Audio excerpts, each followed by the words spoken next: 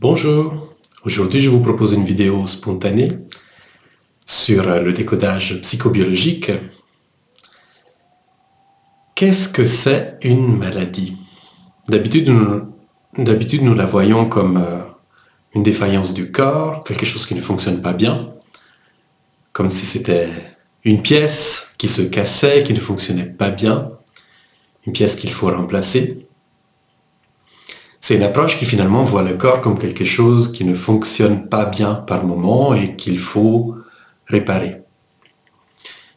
J'ai envie de vous proposer plutôt l'approche qui voit le corps comme, j'ai envie de dire, une entité qui a sa propre intelligence, qui est le résultat de dizaines de milliers d'années, voire plus d'évolution, et qui, quand il est malade, en fait, essaye de faire quelque chose, essaye de réparer quelque chose, de prendre en charge quelque chose.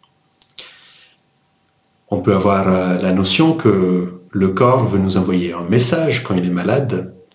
Pour moi, c'est encore plus précis, en fait, c'est que le corps essaye de prendre en charge quelque chose quand il est malade. Il modifie son fonctionnement pour essayer de faire quelque chose qui a un rapport avec la vie de la personne.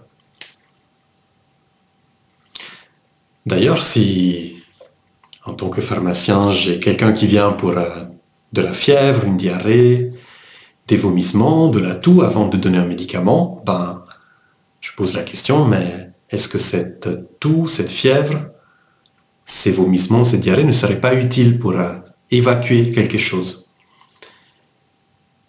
Et pour ces symptômes-là, c'est assez facile de voir qu'ils peuvent servir à quelque chose, qu'ils sont un fonctionnement d'urgence qui sert à rétablir un équilibre, qui sont une adaptation du corps à son extérieur.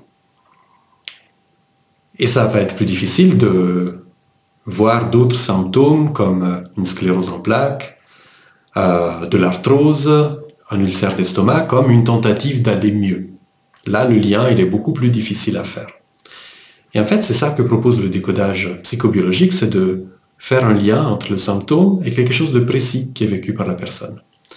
Et le symptôme, bien sûr, ne vient pas par hasard. C'est pas par hasard que l'estomac va faire mal. C'est pas par hasard que le dos va se bloquer.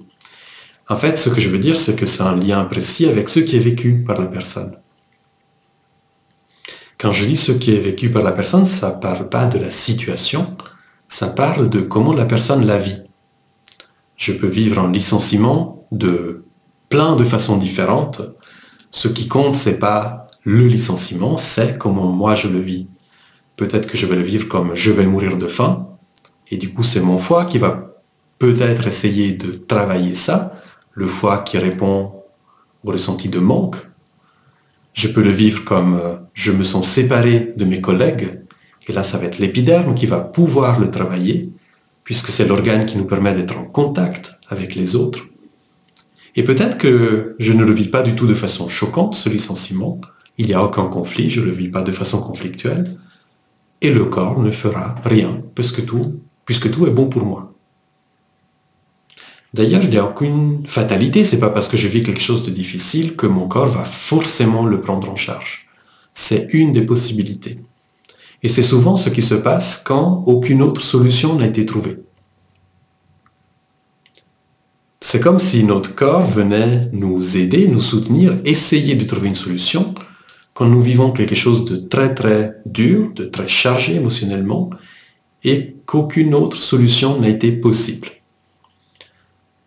Donc avec le décodage psychobiologique, nous approchons la maladie avec la question, mais qu'est-ce qu'elle essaye de faire? Si je reviens aux exemples que je proposais avant, comme une sclérose en plaques, qu'est-ce qu'elle fait? C'est une attaque auto-immune du corps contre la gaine de certains nerfs, ça empêche la conduction nerveuse, ça la ralentit en tout cas. Quelle communication ne doit pas passer? Quel mouvement a amené du mauvais et ne doit plus être possible? C'est dans ce cas, vous le voyez bien, une solution symbolique.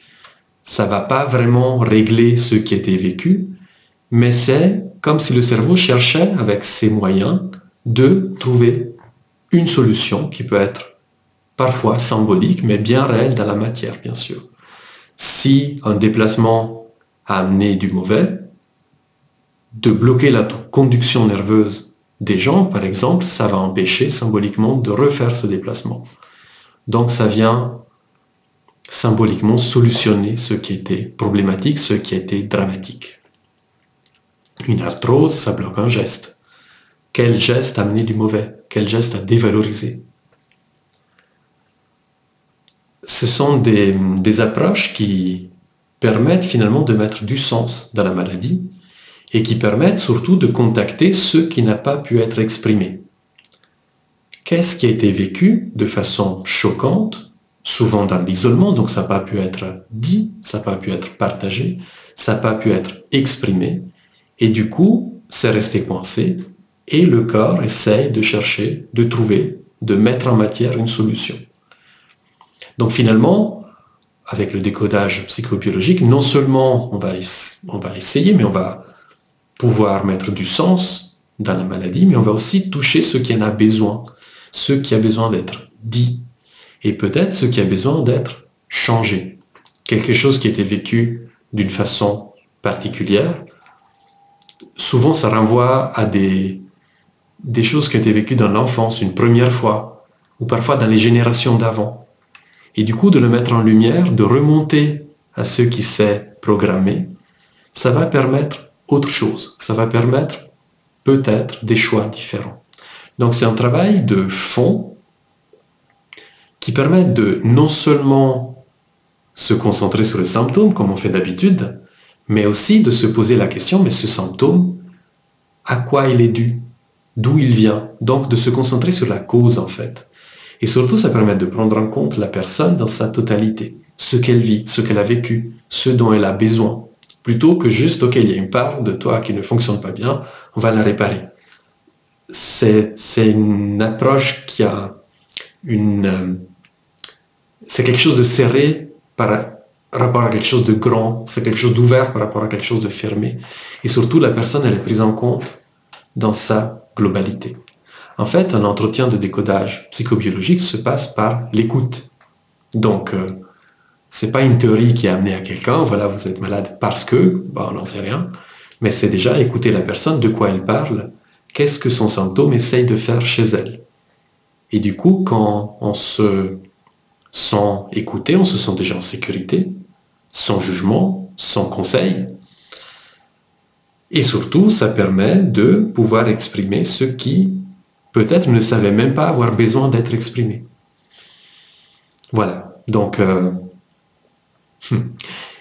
je vous ai proposé un aperçu du décodage psychobiologique, de comment ça fonctionne, de quel est son point de vue, et je me réjouis de voir vos réactions dans les commentaires, et je me réjouis d'une prochaine vidéo. Merci pour votre attention, à bientôt.